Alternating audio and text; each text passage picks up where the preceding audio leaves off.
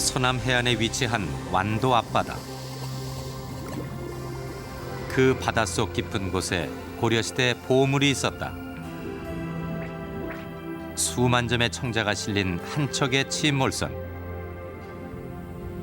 이제 그 침몰선이 천년의 침묵을 깨고 우리 앞에 모습을 드러낸다.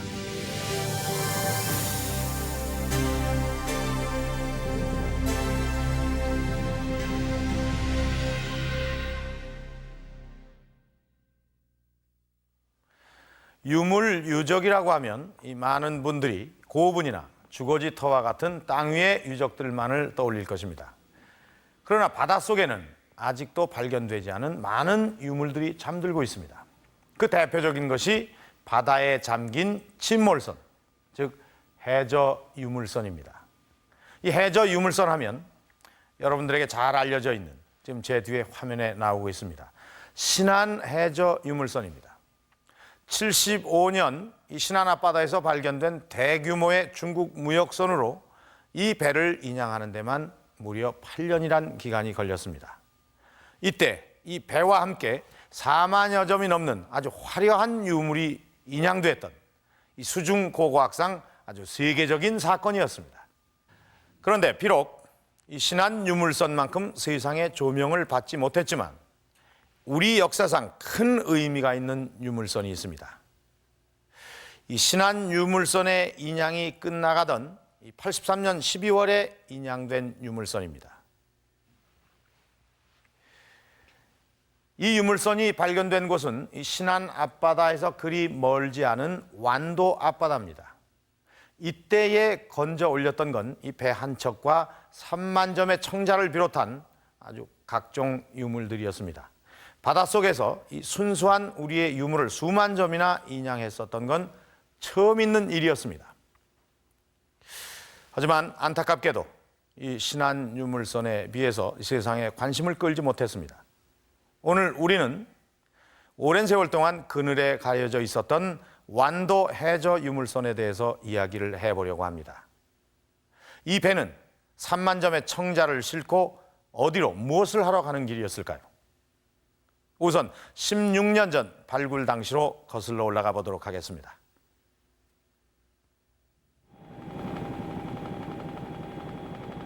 지난 1983년 말 침몰선과 함께 수만 점의 귀중한 유물이 발견된 곳은 전라남도 완도의 어두지 섬에서 불과 72m 떨어진 지점이었다. 조류 좀 쉬고 있기 때문에 하루에 두 번밖에 작업 못해요. 저쪽이 해남. 네. 이곳 바다 밑에서 유물이 발견된 건 우연이었다. 조개잡이 하던 한 어부의 그물에 넉 점의 청자가 걸려서 올라온 것이다. 감정 결과 고려시대의 것이었다. 이후 본격적인 발굴 작업에 들어갔다. 제가 들어갔을 때는 그 조금 때이기 때문에 한 60cm의 그 시야가 있었는데 그 해저의 그 도자기와 배가 있는 상태는 그 이렇게 야구장의 그 마운드처럼 이렇게 볼록하게 폭이 10m, 길이 한 15m 정도의 그 유물들이 이렇게 덮여져 있었습니다. 바다 밑엔 예상보다 많은 양의 유물이 있었다.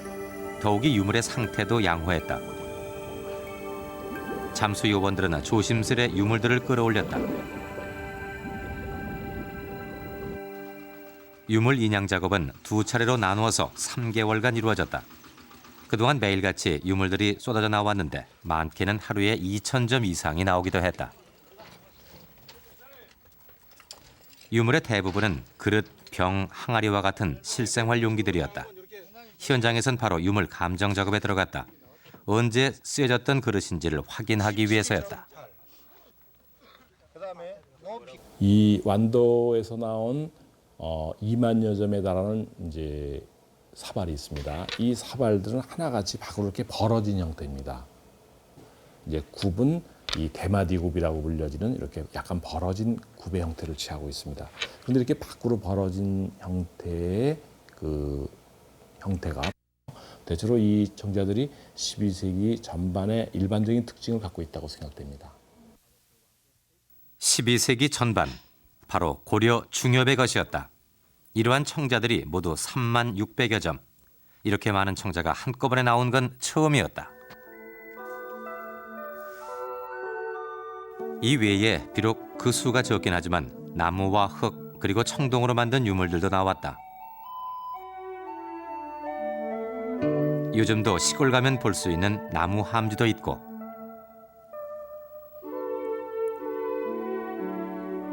청동제 그릇과 수저도 있다.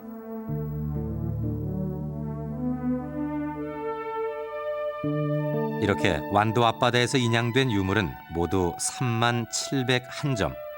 바다 밑에 잠들어 있던 고려시대 유물 수만 점이 세상의 모습을 드러낸 것이다. 3만여 점의 유물을 인양한 것으로 발굴 작업은 마무리되는 듯했다. 그런데 뜻밖의 배가 있다는 사실을 알게 됐다. 처음에는 그 배가 있으리라고 생각하진 않았습니다. 그러나 그 한 군데 집중적으로 이렇게 많은 유물이 있었기 때문에 좀 배가 있지 않을까 하는 생각을 해서 잠수사를 통해서 한번 조사를 하게 했습니다. 그때 이 철창을 갖고 이제 이거 찌르면은 이 뻘일 땐 쑥 들어가고 또 이 도자기나 이런 게 있으면 짜각짜각 소리가 납니다. 그런데 이 닿는 보니까 좀 나무가 물에 떠 있기 때문에 좀 물컹물컹한 것이 있다고 저희한테 보고가 들어왔습니다. 우선 뻘을 파보기로 했다. 만일 뻘 속에서 진공 상태를 유지했다면 배는 남아있을 것이다. 발굴팀의 예상은 적중했다. 뻘을 걷어내자 배의 모습이 드러났다. 제법 완전한 형태의 나무배였다. 하지만 나무가 많이 부식돼 있어 그대로 인양할 수는 없었다. 조각마다 번호를 매긴 뒤 하나씩 떼어내서 올렸다. 이렇게 끌어올린 조각이 모두 81조각. 보존을 위해 특수약품 처리를 한 뒤 배 조각들을 하나하나 다시 붙여 나갔다.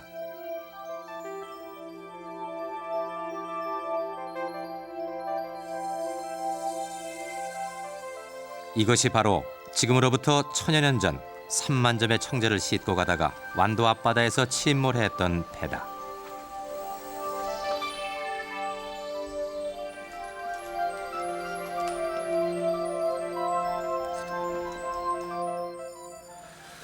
지금 보고 계시는 것이 당시 바다에서 건져 올린 배를 실물 모습으로 재현을 해놓은 것입니다. 이 배는 길이가 7m, 높이가 1.5m입니다. 이 배의 앞부분과 뒷부분은 부식돼서 완전한 모습을 볼 수가 없지만 이 배의 기본 구조는 그대로 갖춰져 있는 상태입니다. 배를 좀 더 자세히 살펴보도록 하겠습니다. 이 아래에는 하나, 둘, 셋, 넷, 다섯. 그러니까 모두 5조각의 긴 나무로 연결이 되어 있습니다. 그러니까 전형적인 통나무배 형태를 갖추고 있는 것입니다. 그리고 이 밑바닥 마지막 부분에는 이 니은자 모양의 나무를 붙여서 그 위에 나무를 또 붙여서 이 배의 옆면을 만들었는데 저쪽에는 4개, 이쪽에는 5개가 남아 있습니다. 사실 이 배의 발견은 사학계를 흥분시킨 사건이었습니다. 이 고려의 해상 활동이 활발했다고 전해지긴 했지만 실제 배가 남아있지 않았었기 때문에 고려배가 어떻게 생겼는지 확인할 길이 없었던 것입니다. 그런데 이 완도 앞바다에서 이 배의 기본 모습을 거의 유지하고 있는 이 배가 인양된 것입니다. 과연 12세기 이 배는 어떤 모습이었을까요? 완전한 모습을 복원해 보도록 하겠습니다. 비록 배 바닥과 옆면만이 남아있지만 현재 남아있는 배엔 배의 원형을 알 수 있는 단서가 숨어있다. 우선 배 옆면에 우리의 눈길을 끄는 것이 있다. 바로 불에 탄 듯 그을린 흔적이다. 저희도 처음에는 상당한 궁금증을 가지고 확인을 했었는데요.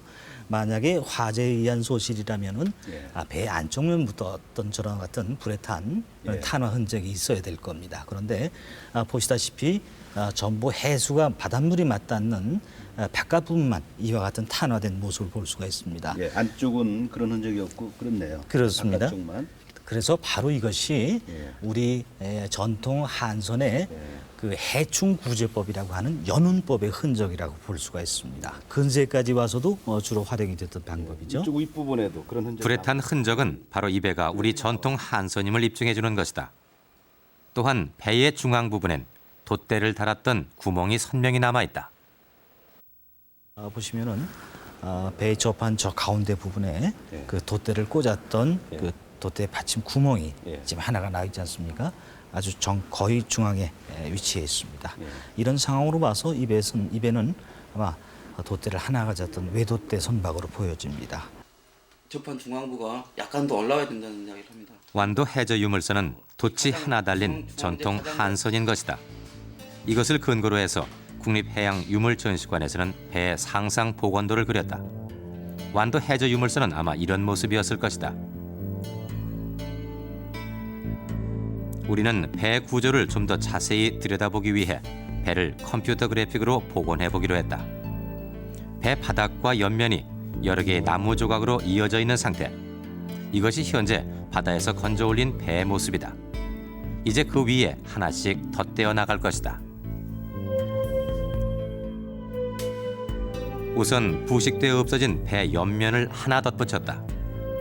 그리고 배의 앞면과 뒷면은 여러 개의 나무로 평평하게 막았는데 이는 우리 전통 한선의 특징이다. 현재 남아있는 배엔 가룡목이라는 부분이 있다. 바로 배의 양쪽이 벌어지지 않도록 하기 위한 버팀목이다. 배 내부에 이러한 가룡목들을 대고 돛대는 돛구멍이 있던 위치에 하나 세운다. 이제 갑판을 씌울 차례다. 네, 지금 이 상상도에는 앞부분과 뒷부분에 지금 갑판부가 설치된 걸로 되어 있습니다. 근데 이 당시 우리나라 그 전통 배에 있어서는 갑판의 의미가 선원들이 활동할 수 있는 앞부분과 또 키를 잡을 수 있는 뒷부분에 약간의 그 갑판 시설이 있었을 것 같고 이 중앙부에는 짐을 부리기 위해서 갑판을 설치하지 않았던 걸로 그렇게 저희들은 생각하고 있습니다. 이렇게 배의 앞뒤에 약간의 갑판을 씌운다. 이제 이 위에 노를 올리고 키를 만든다. 그리고 선원들의 생활 공간을 만들고 마지막으로 닻을 설치한다. 이것이 완도 앞바다에 침몰했던 고려배다. 길이 9m, 너비 3.5m, 깊이 1.7m의 나무배. 이 배는 우리 한선의 특징을 그대로 가지고 있다. 그중 하나가 배 바닥이 평평한 평저선이라는 것이다.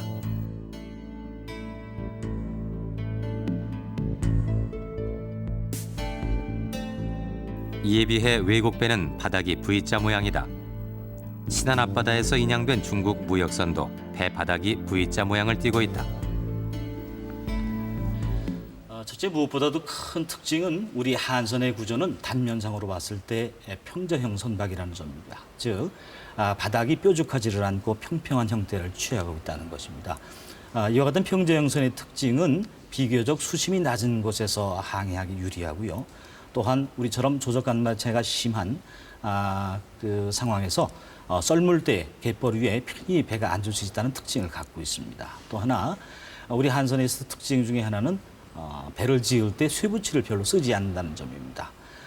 배밑을 연결한다든가 sam판을 연결할 때도 전부 나무못을 활용했다는 점이 특징 중에 하나겠습니다. 배가 벌어지지 않도록 하기 위한 버팀목으로 가룡목을 쓴다는 것도 우리 배의 특징이다. 이에 비해 중국 무역선인 신안 해저 유물선은 격벽이라고 해서 넓은 나무판을 이용한다.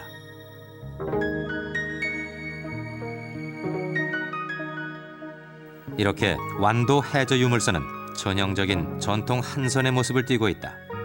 그동안 토기와 문헌으로만 볼 수 있었던 우리 배의 모습을 직접 눈으로 확인시켜 준 것이다. 돛이 하나고 바닥이 평평한 나무배.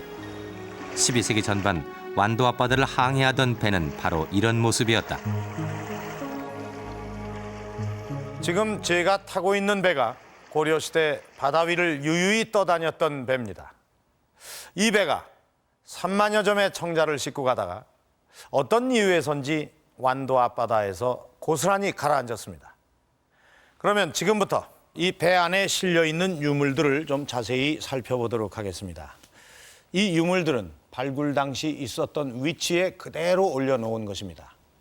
먼저 이 배 앞부분에 있는 유물들인데요. 몇 점 안 되기는 하지만 이 청동으로 만든 유물들이 보이는군요. 그런데 이 청동 수저나 이 그릇들은 상당히 많이 부식되어 있는 것처럼 보입니다. 근데 이 청동 그릇은 단지 부식된 것만이 아니라 이 오래 사용한 흔적이 있어 보입니다. 이 그릇 옆면을 보면 끊어져서 이 철사로 이어놓은 것이 보이지요. 이 수저도 끝부분이 닳아서 없어졌습니다. 이렇게 수가 적고 또 다른 흔적이 있은 거로 봐서 이 배 앞부분에 있는 유물들은 이 선원들이 사용했던 것으로 보입니다. 그런데 특히 이 배 안에 인양된 유물들 중에 우리의 눈길을 끄는 것은 역시 청자입니다. 이 3만여 점의 청자가 이 배 가운데 부분에 아주 불룩하게 쌓여 있었던 것입니다. 그 종류를 보면 병도 있고 항아리도 있습니다. 그러나 이 청자의 대부분은 역시 그릇입니다. 이 그릇도 그 종류가 매우 다양한데 한번 살펴보도록 하겠습니다. 자, 이것은 대접입니다. 요즘의 대접과 그 모양이 아주 흡사하죠. 이 대접에는 이 국이나 밥을 담아 먹었을 겁니다. 그리고 이것은 접시입니다. 반찬 그릇입니다. 또 이 대접과 접시의 중간 크기의 모양으로 완이라고 하는 것이 있습니다. 요즘의 찻잔입니다. 하지만 그 요즘의 찻잔과는 그 모습이 전혀 다릅니다. 이 고려시대는 떡차라고 해서 이 차잎을 쪄서 단단하게 만들었다가 물에 풀어서 마셨다고 합니다. 그래서 이 넓은 찻잔이 필요했다고 합니다. 그런데 여기 보면 좀 이상한 것이 있습니다. 위도 트여 있고 아래도 트여 있습니다. 이런 것을 보면 병도 아니고 항아리도 아닌 것 같은데 이것은 무엇에 쓰였던 물건일까요?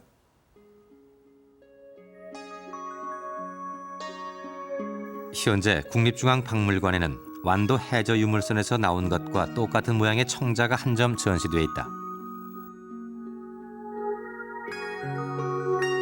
그런가 하면 이화여대 박물관에도 같은 모양의 청자가 한 점 있다. 무늬는 좀 다른데 모양은 똑같네. 이게 뭡니까? 장구입니다. 지금 대개 나무통으로 만들어서 양쪽에 가죽을 끼워서 소리를 내게 돼 있는 악기 중에 하나인 장구인데요. 이것은 청자로 된 장구입니다. 바로 장고 몸통이다. 그렇다면 이 청자 장고는 실제로 쓰였던 것일까? 실제 기록을 찾아보면 장고 몸통은 지금처럼 나무로만 만들었던 건 아니라고 한다. 조선시대에 사용하였던 장고라고 하겠습니다. 우리나라의 15세기 문헌인 악학괴범을 보면은 거기에 장고의 몸통을 나무로 만든 것이 가장 좋고 도자기로 만든 것은 그 다음이고 기와로 만든 것은 좋지 않다고 하였습니다. 이로 미뤄 보면은 해남에서 발견된 도자기 장고는 실제 생활에서 사용한 장고라고 생각합니다. 그런데 지금도 이러한 도자기 장고를 사용하는 곳이 있다. 밀양 지역의 민속놀이이자 중요 무형문화재로 지정된 밀양 백중놀이가 그것이다.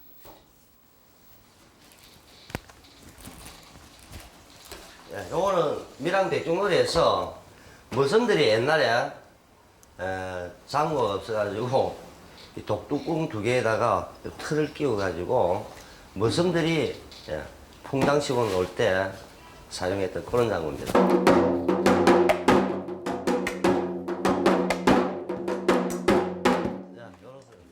지금 요거는 그 물장구입니다. 그러니까 이렇게 물로 갖다 방금 채우고 큰 박을 갖다 엎어가지고 아는 애들이 이렇게 그 길삼할 때라든가 그럴 때 치는데 저희들이 백중놀이에서는 여기서 이렇게 뭐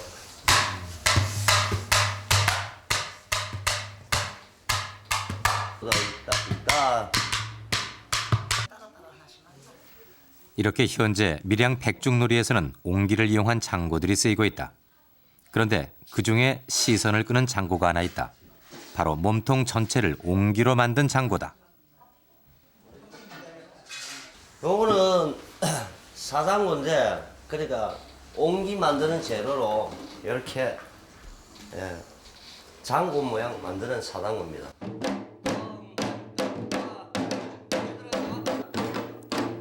옹기 장고는 나무 장고에 비해 무겁기 때문에 앉아서 민요를 부르거나 장고 연습을 할 때 이용된다고 한다. 고려시대엔 청자 장고도 이 옹기 장고처럼 실제로 사용됐던 것이다. 그렇다면 청자 장고는 어떤 소리를 낼까? 직접 청자 장고를 만들어 소리를 들어보기로 했다. 이곳은 고려시대 방법 그대로 청자를 만드는 곳이다. 청자 장고를 만드는 과정은 일반 청자 제작 과정과 별반 다르지 않다. 다만 몸체의 모양을 만드는 방법이 특이한데 장고 몸통은 우선 두 부분으로 나누어서 만든다.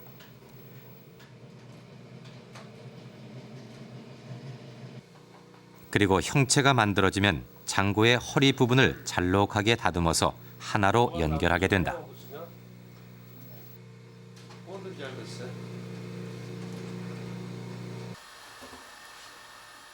이후의 작업은 일반 청자 제작 과정과 동일하다. 몸체에 조각을 하고 유약을 바른 뒤 고온에서 구워내는 것이다.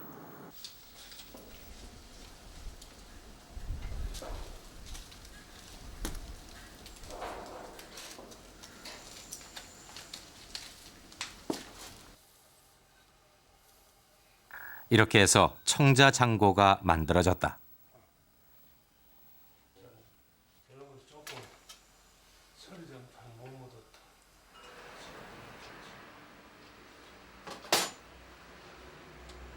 이제 이렇게 만들어진 청자 장고 몸통에 가죽을 대는데 요즘의 장고처럼 각각 소가죽과 말가죽을 댄다.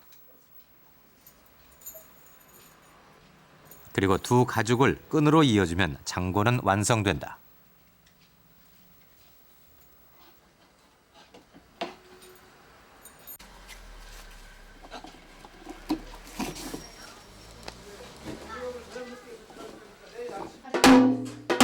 과연 청자 장고는 악기로서의 제 역할을 할 수 있을까?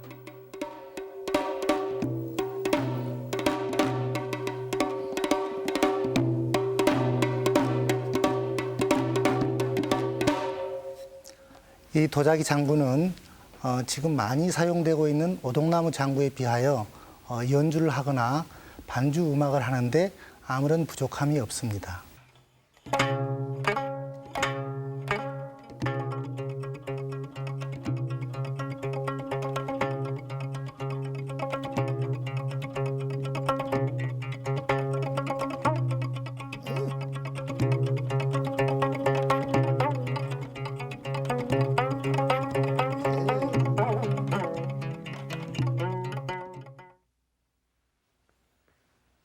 이렇게 완도에서 인양된 배엔 실제 사용됐던 청자 장고를 비롯해서 대접, 접시, 완, 그리고 병 항아리 같은 실생활 용기가 가득 실려 있었던 것입니다.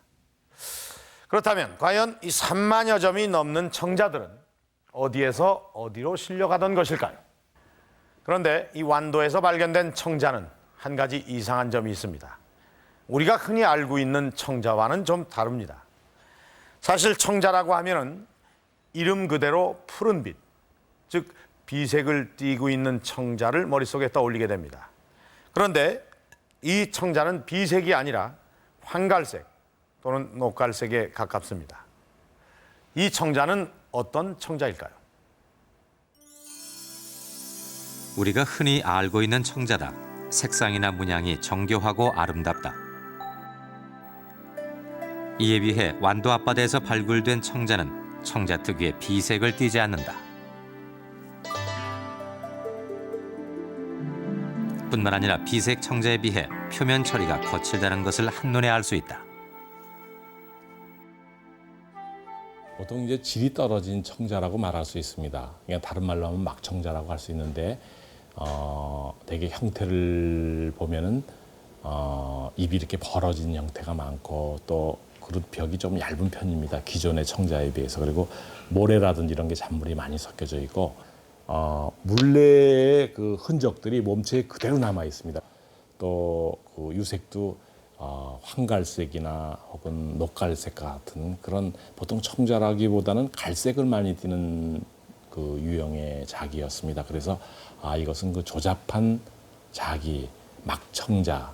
그래서 아마 그 녹갈색을 띈다 그래갖고 아마 녹청자라고 이름을 붙인 거기 범주에 속한 것이었습니다. 그러니까 완도 앞바다에서 인양된 청자들은 녹청자로 질이 낮은 청자였다.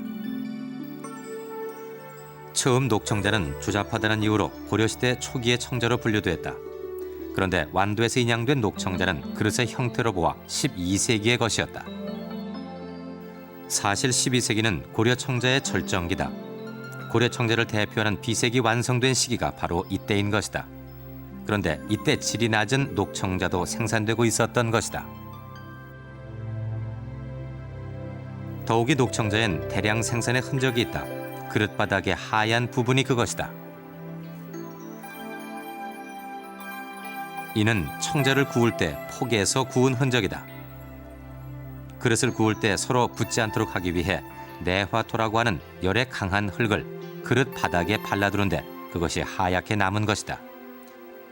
이에 비해 비색 청자는 갑발이라는 보호 용기에 넣어 굽는다.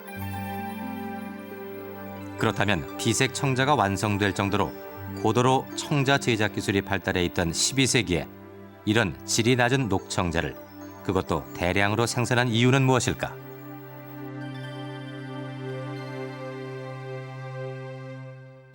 그러니까 지금 우리 현대 생활을 봐서도요. 그래서 백화점에 무슨 인류 어떤 사람이 만들었다 하는 것은 굉장히 비싸거든요. 그것이 우리가 어떤 그 대중시장에 가면은 그거의 100분의 1 값을 가지고 능히 우리가 입을 쓴 좋은 걸 살 수가 있단 말이죠. 그러니까 어느 사회나 고급이고 비싼 거 있고 또 그 수혜층이 있고 또 저급하지만 대중이 부담 가지 않고 쓸 수 있는 게 얼마나 있단 말이죠. 또 그런 현상입니다. 이는 청자의 생산 품목으로도 입증된다. 비색 청자의 경우 그 품목은 아주 다양할 뿐만 아니라 문양도 화려하고 정교하다. 화려한 문양의 주전자도 있고 섬세한 모양의 연적도 있다.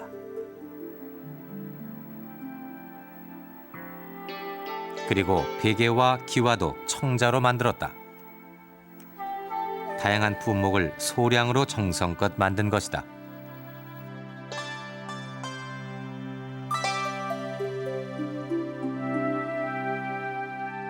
이에 비해 녹청자는 생산 품목의 90% 이상이 대접, 접시 같은 반상기다.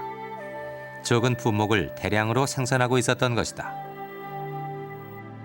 아주 그 대량 생산 체계를 가지고 많은 양을 만들 수 있었기 때문에 우리 생활에 널리 보급이 됐고요. 그러니까 우리 생활 용기의 주체라고 할 수 있는 것이 녹청자라고 얘기할 수 있습니다. 우리는 흔히 청자하면 상감 청자와 같은 화려한 고급 청자만을 생각합니다. 그러나 지금 보신 것처럼 고려시대에는 비색의 고급 청자만 있었던 것은 아닙니다. 좀 더 많은 사람들이 사용할 수 있도록 대량 생산되던 녹청자가 있었습니다.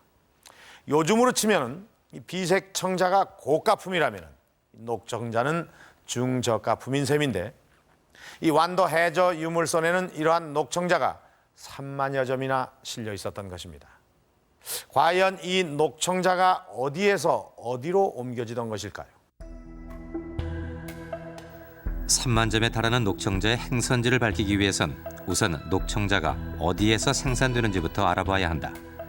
청자 중엔 더러 제작자나 사용처 등을 그릇 바닥에 써놓는 경우가 있다. 그렇다면 완도 앞바다에서 인양된 녹청자에도 제작지가 표시돼 있지 않을까? 그런데 그릇 바닥에 표기되어 있는 건 글씨가 아니었다. 마치 상형 문자와 같은 것으로 그릇마다 각기 다른 모양이었다.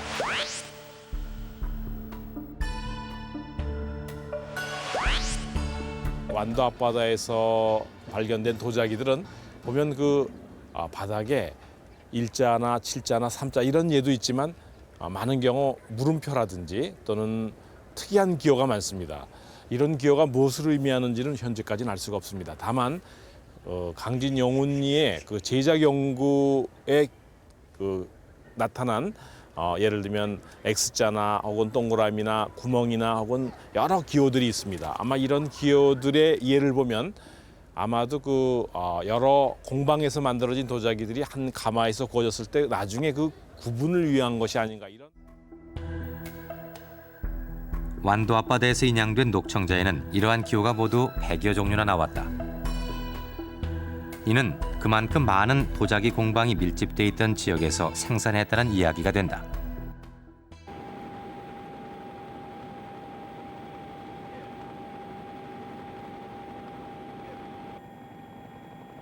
그런데 완도 앞바다에서 3만여 점의 녹청자가 인양되기 불과 2개월 전 해남에서 대규모의 녹청자 가마터가 발견됐다. 발견 지점은 바로 해남군 산이면 진산리. 현재 사적지로 지정되어 있는 이곳에서는 무려 104개의 가마가 발견됐다. 이는 국내 가마터 중 손꼽을 정도의 큰 규모였다. 저희들이 조사할 당시에는 그 바닷물이 바로 저기 언덕 부분까지 들어와서 발굴하던 가마터에 파도가 치면 물이 들어올 정도로 아주 환경이 좋았던 것입니다. 그래서 가마터는 해안선을 따라 쭉 형성돼 있었던 그런 자연적인 조건을 가지고 있었습니다.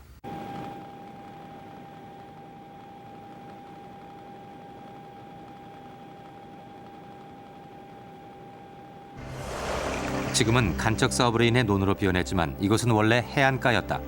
이 해안가에 104개의 가마가 질비해 있던 것이다. 당시 해안가엔 청자 파편들이 마치 조개 껍질처럼 널려 있었다.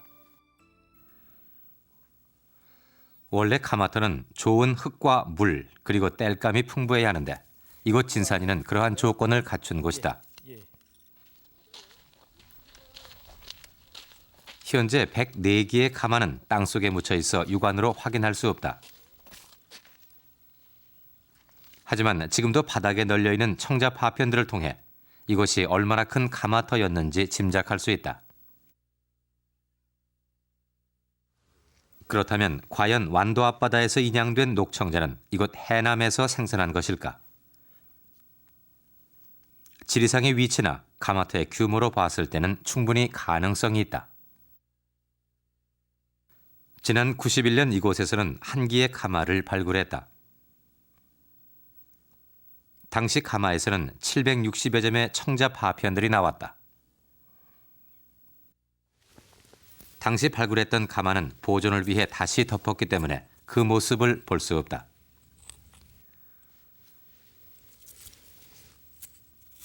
다만 가마 옆에 자리한 퇴적층은 그대로 드러나 있다. 퇴적층은 도공들이 잘못 만들어진 그릇을 버렸던 곳으로 청자 파편들이 겹겹이 쌓여 있다. 이곳에서 나온 청자 파편과 완도선의 청자는 과연 동일한 것일까? 당시의 유물들은 760여 점 나왔는데 대부분이 대접과 접시고 그의 철화 장고편이라든가 합이라든가 항아리 종류는 극소수 출토됐습니다. 텐토라든가 또 철화 장고 그런 여러 가지 정황으로 봤을 때 그리고 이 남해안 일대에 이렇게 대단위로 녹청자를 제작하는 것은 이곳밖에 없습니다. 그래서 역사적인 배경이라든가 유적 배경 모든 걸 종합해 볼 때 완도선 유물은 해남 진산 일대에서 만들어서 싣고 가다가 침몰된 것이 아닌가 그렇게 추정됩니다. 당시 발굴을 담당했던 목포대학 박물관을 찾았다. 해남 가마에서 나온 청자 파편들이다. 비록 파편이긴 하지만 그릇의 몸체나 굽의 형태가 완도선의 청자와 동일하다. 그리고 무엇보다 철화 장고편은 한눈에 완도선의 것과 똑같은 것임을 알 수 있다. 이외에도 고고학적인 분석 결과 이곳 해남 가마와 완도선의 녹청자와의 제작 시기가 동일하게 나왔다. 저희들은 이 가마 발굴을 통해서 두 가지 과학적인 방법을 사용해서 연대를 측정했습니다. 하나는 수출 과학적으로 분석해서 연대를 측정하는 방법이었는데요. 그 결과 연대가 1030년하고 1050년이 나왔습니다.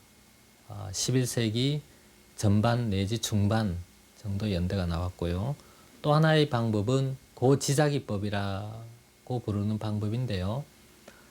고지자기 방법은 그 흙 속에 있는 자기의 방향을 통해서 연대를 측정하는 방법입니다. 그 결과 12세기 중엽경으로 추정되는 것이 확인됐습니다. 그러나 이 방법은 아직 한국에서 완전히 그 연구가 되지 않았기 때문에 다소 오차가 있는 연대라고 볼 수 있습니다. 따라서 이 녹청자 가마의 연대는 11세기 중엽으로부터 12세기 중엽에 걸친 시기에 만들어졌던 가마라고 추정됩니다. 그릇의 모양과 제작 시기만 동일한 것은 아니었다. 당시 완도 바닷속에서 인양된 녹청자와 해남 청자의 성분을 분석해 본 결과 주요 성분의 함량이 거의 비슷하게 나왔다. 전라북도 나오고 이는 완도 바닷속의 녹청자가 바로 해남 산임을 확인시켜주는 보다 확실한 근거다. 나온 자기가 245, 246, 247. 그 각 가마터의 성분 지도를 서로 비교하고 또 완도 앞바다에서 나온 그 녹청자를 비교해 보니까 해남 진산리 가마터의 자기와 그 완도 유물선의 자기와 어떤 동일한 그 구를 형성하는 것을 알게 되었습니다. 그래서 완도 유물선에서 나온 이 자기는 그 해남 진산리 요지에서 만든 것으로 생각이 됩니다.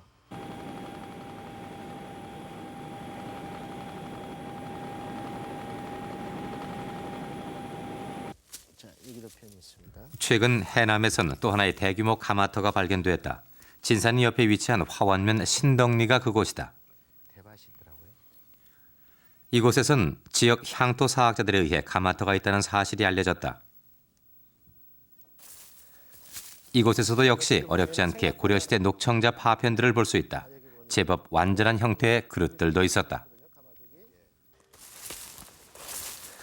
이곳에선 야트막한 산 경사면에 가마들이 형성돼 있었다.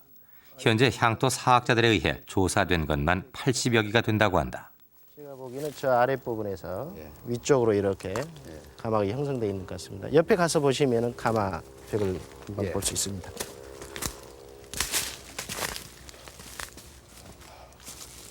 자, 여기를 보시면요. 저 가마벽들이 많이 나오죠. 보이죠? 구멍이 보이네요. 예. 주저앉지 않는 그런 가마거든요, 지금. 돌을 드러내자 비어있는 가마의 내부가 보였다. 이렇게 현재 해남에는 진산리와 신덕리 일대에 모두 180여 개의 가마터가 있다. 지금으로 치면 해남은 대규모 녹청자 공단이었던 셈이다.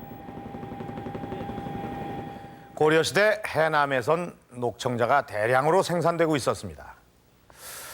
이렇게 해남에서 대량으로 생산되는 녹청자의 수를 아주 간단하게 추정해 볼 수가 있습니다. 지금 보시는 것은 앞에 보셨던 해남에서 발굴된 가마 사진입니다. 이 가마의 크기는 길이가 24.5m, 너비가 120cm입니다. 이 한 가마에서 한 번에 구워낼 수 있는 그 양을 가마의 크기와 그릇의 크기를 이용해서 계산을 해보면 대략 대접의 경우 2,000점이 된다고 합니다. 대단한 양이죠. 그런데 이 해남 전체에 이러한 가마가 180여 개가 있었습니다. 그러니까 해남 전체에 있는 가마에서 한 번에 불을 떼서 구워낼 수 있는 대접의 양은 36만 점이나 된다고 합니다. 뭐 이 정도면 고려시대 해남에서 만들어진 이 녹청자의 수가 어느 정도였는지는 짐작하실 줄 믿습니다. 이렇게 대량으로 만들어진 녹청자 중에 일부가 완도 앞바다에서 발견이 된 것입니다. 이 녹청자는 어디로 향하던 것일까요? 이것은 고려시대의 해남에서 만들어진 이 녹청자를 사용하던 사람들이 누구였는지를 밝혀낼 수 있는 단서가 되기도 할 텐데 먼저 항로를 살펴보도록 하겠습니다. 자, 이 배는 해남을 출발한 것이 분명합니다. 그리고 침몰한 위치도 이곳 완도 앞바다입니다. 그러니까 해남을 출발해서 동남쪽을 향하고 있었던 것입니다. 3만여 점의 녹청자가 어디로 실려가던 것인지를 밝히기 위해선 우선 침몰 지점의 상황을 살펴야 한다. 이 배의 침몰 원인은 어두지섬 끝에 있는 암초로 보인다. 이 선박의 그 자초된 그 환경을 한번 조사해 보면은 저 등대에서 지금 우측으로 쭉 내려오면서 한 15m 가량의 그 암초가 지금 보이지 않는데 암초가 있습니다. 그리고 거기에서 이런 그 안개나 풍랑 때문에 자초돼 가지고 이 어두지섬 그 중앙에서 동남에서 지금 이 72m까지의 지점에서 흘러내려와서 여기 자초하지 않았는가 그렇게 생각을 하고 있습니다. 저희들은. 배가 부딪힌 건 어두지섬 끝의 암초. 그렇다면 이 배는 완도에 정박하려 한 것일까? 그러나 3만여 점의 청자가 모두 완도에서만 쓰여졌다고 보기는 어렵다.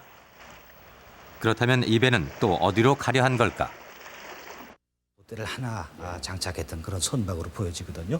그래서 이와 같은 그 구조나 또 실려있던 화물의 내용이나 이런 걸로 봤을 때 이것은 먼 바다를 항해하는 그런 항양선은 아니었던 것 같습니다. 주로 우리 연안을 따라서 운항하던 그런 연안 운반선이었던 것으로 그렇게 보여집니다. 그런데 당시 개경까지 운항되던 조운선은 돛이 2개였다. 그런데 완도선은 돛이 하나다. 따라서 이 배는 가까운 지역을 다니던 배로 보인다.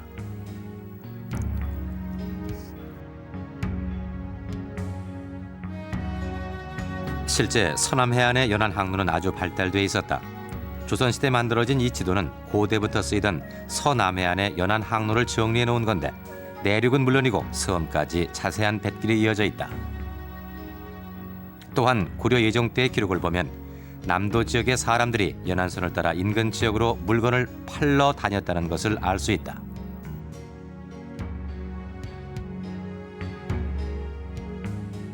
고려시대에는 조원이 매우 발달했기 때문에 지방과 지방, 지역 지방과 중앙을 잇는 비교적 원거리의 선상들의 활동이 굉장히 활발히 이루어졌습니다. 마찬가지로 이러한 데 바탕에서 도자기를 판매하기 위한 선상들의 활동도 활발히 이루어지고 있었습니다. 그렇다면 이 녹청자를 사용했던 사람들은 어떤 사람들일까? 지난 87년 전남 수은천의 송광사에서는 다량의 녹청자가 발굴됐다. 사찰 중창 공사를 하던 중 부엌 자리에서 고려시대 녹청자 파편들이 쏟아져 나온 것이다. 당시 발굴된 것은 대접과 접시, 완과 같은 반상기들이었다. 고려시대 녹청자는 사찰에서 많이 쓰여졌던 것이다. 이곳 송광사 외에 미륵사지와 황룡사지에서도 녹청자들이 나왔다. 이걸 무덤까지 가져갈 정도면 사용했던 걸로 봐야 됩니다. 나무 문양도 없고요. 예, 그렇습니다. 사찰 외에 녹청자가 주로 발견된 곳은 고분이다. 지난 94년 명지대 박물관팀은 용인 좌항리에는 고려시대 고분을 발굴했다. 그곳에서도 실제 사용했던 녹청자 병이 나왔다. 대개 고려시대 석광묘는 지방의 부호나 관리들의 무덤이다. 이들 무덤의 주인공들이 또 다른 녹청자의 수요자들이다.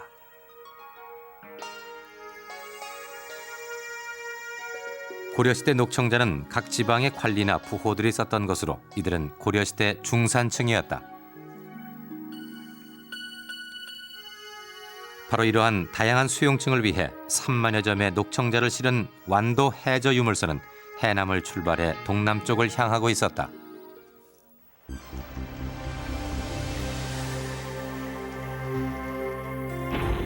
그리고 완도 앞바다에서 암초에 부딪혀 가라앉고 만다. 3만 점의 녹청자와 배는 이렇게 해서 바닷속 깊은 곳에 묻혀 있었다.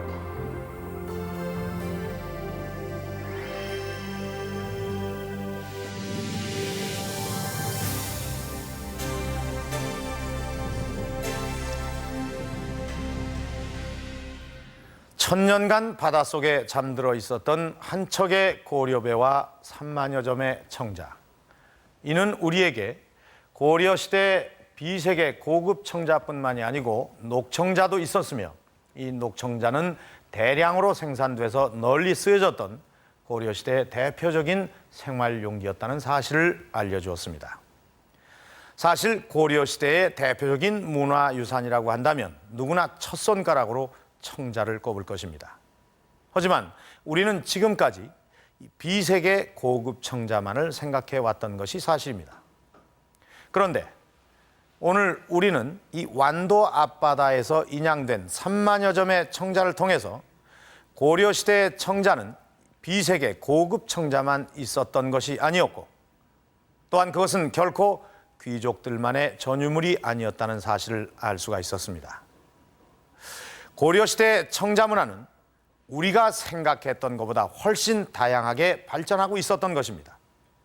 또한 이러한 다양함이 있었기에 고려는 청자 문화의 꽃을 피울 수가 있었던 것입니다.